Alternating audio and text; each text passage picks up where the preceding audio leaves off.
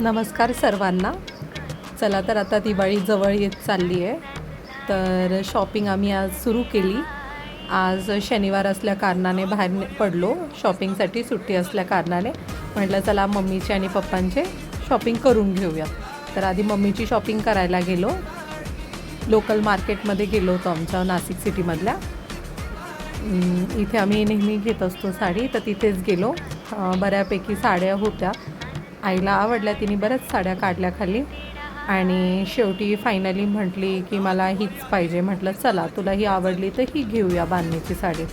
मग नंतर आम्ही पप्पांची शॉपिंग करायला गेलो. बराच अंधार झाला होता आणि मग पप्पांची शॉपिंग केली. मग आम्ही पप्पांनाही घेतले 2-3 ड्रेसेस पप्पांच्या आवडीनुसार.